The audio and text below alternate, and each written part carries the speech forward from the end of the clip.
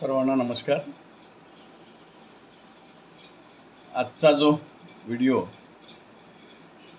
प्रसारित होणार आहे तो प्रामुख्याने EPS 95च्या किमान पेन्शनमध्ये ₹7,500 वाढ झाल्याचे जे सर्क्युलर आहे ते सर्क्युलर व्हॉट्सअप ग्रुपवर फिरत आहे आणि त्या संदर्भामध्ये अनेकांनी विचारणा केली असल्यामुळे त्यावर मत प्रकट करणे मी आवश्यक समजतो. ते जे सर्क्युलर व्हॉट्सअप ग्रुपवर फिरत आहे ते पूर्णतः चुकीचे आहे आणि फेक आहे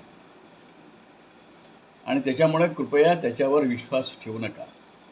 कारण ज्यावेळेला EPS 95च्या स्कीममध्ये संशोधन करायचं असते किंवा सुधारणा करायची असते त्यावेळेला श्रम व रोजगार मंत्रालयाचे नोटिफिकेशन निघत असते.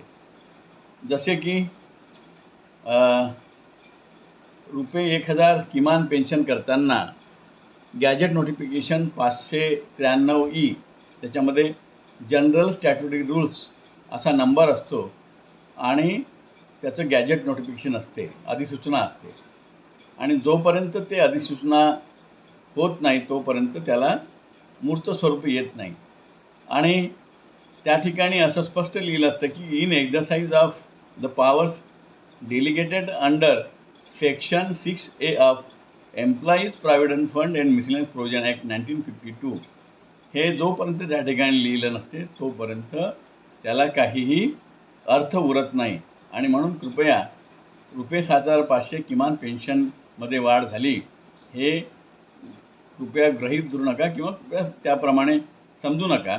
यामध्ये कुठलीही सध्या वाढ झालेली नाही आणि म्हणून कृपया कोणीही यावर विश्वास ठेवू नये.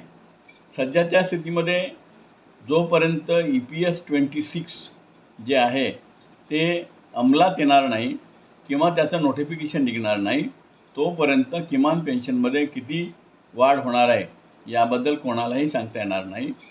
श्रम व रोजगार मंत्रालय यांनी जरी आश्वस्त केलं आहे की किमान पेन्शनमध्ये वाढ होणार आहे तरीसुद्धा त्यात किती वाढ होणार आहे, 3,000 होणार आहे की 4,000 होणार आहे की 5,000 होणार आहे की 6,000 होणार आहे किंवा महागाई भत्ता मिळणार आहे की नाही याची कुठेही स्पष्टता त्यांनी श्रम व रोजगार मंत्रालयाने केलेली नाही. त्यांनी फक्त आश्वस्त केलेलं आहे की किमान पेन्शनमध्ये आम्ही वाढ करणार आहोत. आणि त्याच्यामुळे आता EPS 26चं जेव्हा नोटिफिकेशन निघेल त्यावेळेला आपल्याला समजेल की त्यामध्ये किती वाढ होणार, त्यामध्ये महागाई भत्ता मिळणार की नाही. तेव्हा जोपर्यंत गॅजेट नोटिफिकेशन या संदर्भात निघत नाही किंवा जनरल स्टॅट्युटरी रूल्स या संदर्भामध्ये निर्गमित होत नाही तोपर्यंत यावर कृपया विश्वास ठेवू नये. अनेक आपण प्रस्ताव त्या ठिकाणी श्रम व रोजगार मंत्रालयाला आणि EPFOला दाखल केले आहेत. त्याच्यावर किती विचार होतो यावर सर्वस्वी किमान पेन्शनमध्ये किती वाढ होणार आहे हे त्या ठिकाणी अवलंबून राहील. सध्याच्या स्थितीमध्ये सेंट्रल गव्हर्नमेंटचं फक्त कॉन्ट्रिब्युशन जे आहे 1.16% आहे आणि ते जर मॅचिंग कॉन्ट्रिब्युशन झालं तर मग किमान पेन्शनमध्ये अनेक पटीनं त्या ठिकाणी वाढ होऊ शकते. तेव्हा बघूया EPS 95च्या ऐवजी आता EPS 26 येत असल्यामुळे EPS 26ची वाढ बघूया आणि EPS 26चं नोटिफिकेशन निघाल्यानंतर त्या संदर्भात आपण चर्चा करूया. आता हायर पेन्शनबद्दल चर्चा करूया. हायर पेन्शनच्या संदर्भामध्ये कर्नाटका हायकोर्ट, त्याच्यानंतर कलकत्ता हायकोर्ट, मद्रास हायकोर्ट या संपूर्ण हायकोर्टांचा जो निकाल आहे तो पेन्शनर्सच्या बाजूने आहे. पण हे तिन्ही कोर्टाचे जे जजमेंट आहे ते सिंगल बेंच कोर्टाचे जजमेंट आहे आणि त्यामध्ये अपीलची प्रोव्हिजन आहे डिव्हिजन बेंचकडे. म्हणजे त्या ठिकाणी कर्नाटका, त्याच्यानंतर कलकत्ता आणि मद्रास हायकोर्टामध्ये अशा प्रकारची प्रोव्हिजन आहे की सुरुवातीला आर्टिकल 226 ऑफ कॉन्स्टिट्यूशन ऑफ इंडियाचे प्रमाणे जाताना हे पहिले सुरुवातीला सिंगल बेंचकडे जावं लागते आणि त्याचं अपील त्या ठिकाणी डिव्हिजन बेंचकडे जाते. परंतु महाराष्ट्रात ती पोझिशन नाही आहे. महाराष्ट्रात आर्टिकल 226 प्रमाणे हायकोर्टात जाताना आपल्याला डिव्हिजन बेंचकडेच जावं लागते आणि सिंगल बेंचकडे महाराष्ट्रात जाता येत नाही. जे गेलेले आहेत आणि याच्यावरती निर्णय आला आहे ते माझ्या मते त्या ठिकाणी म्हणजे माझं वेगळं मत आहे. कारण जेव्हा आपण एखादी गोष्ट चॅलेंज करतो त्यावेळेला हायकोर्टामध्ये मग सिंगल बेंचकडे जातो. पण चॅलेंज करताना ते कोर्ट आहे की ट्रिब्युनल आहे याचा आपण विचार करतो. म्हणजे लेबर कोर्ट असेल, इंडस्ट्रियल कोर्ट असेल, ट्रिब्युनल असेल किंवा सिव्हिल कोर्ट असेल किंवा क्रिमिनल कोर्ट असेल, यांचे जर जजमेंट जर चॅलेंज करायचं असेल तर मग ते जजमेंट जे आहे ते चॅलेंज करताना आपल्याला सिंगल बेंचचा आश्रय घ्यावा लागतो किंवा सिंगल बेंचकडे ती रिट पिटिशन फाईल करावी लागते. परंतु सध्याच्या स्थितीमध्ये या ठिकाणी किरण जाधव यांचं जे जजमेंट लागले आहेत ते जजमेंट त्या ठिकाणी सिंगल बेंचचं आहे आणि म्हणून फार त्याला विशेष महत्त्व दिले जाईल का हा प्रश्न आहे. आता या ठिकाणी आपले अद्वैत एम सेतना आणि पी आर शागला यांच्या बेंचनी म्हणजे डिव्हिजन बेंचनी WP नंबर 39411 ऑफ 2025 म्हणजे RCF association, Rashtriya chemical fertiliser ex employees association versus union of India यांचा जो रिझल्ट आहे तर रिझल्ट हा जवळपास 18 एप्रिल 2026ला लागलेला आहे आणि त्याच्यामध्ये त्यांनी रिकन्सिडर करावं आणि सर्वांना संधी द्यावी अशा प्रकारचे ते जजमेंट आहे. जजमेंट आपल्या वेबसाईटवर तुम्हाला बघता येईल. तर अशा प्रकारची पोझिशन आहे. आपण महाराष्ट्रामध्ये आता पर्टिक्युलरली MSCBच्या पेन्शनर्सनी कोल्हापूर हायकोर्टामध्ये, त्याच्यानंतर औरंगाबाद हायकोर्टामध्ये, त्याच्यानंतर नागपूर हायकोर्टामध्ये आणि बॉम्बे हायकोर्टामध्ये रिट पिटिशन डिव्हिजन बेंचसमोर फाईल केलेले आहेत. मालेगाव आणि नाशिकची जी रिट पिटिशन आहे बॉम्बे हायकोर्टामध्ये ओरिजिनल साईडला फाईल केलेली आहे. हनुमंत शिंदेनीसुद्धा त्या ठिकाणी रिट पिटिशन बॉम्बेला फाईल केली आहे. आणखीन भानुशाली यांनीही रिट पिटिशन त्या ठिकाणी बॉम्बे हायकोर्टामध्ये फाईल केलेली आहे. नागपुरात मी रिट पिटिशन फाईल केली आहे आणि माझ्यासोबत आणि नंतर काही लोकांनीसुद्धा फाईल केल्याचं समजते. त्यानंतर औरंगाबाद हायकोर्टामध्ये सुद्धा जळगावच्या लोकांनी रिट पिटिशन फाईल केली आहे.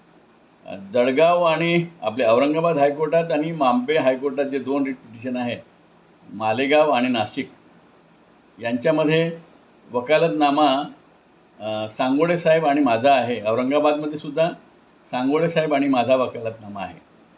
मला काही व्यक्तिगत कारणामुळे बाहेर जाता येत नसल्यामुळे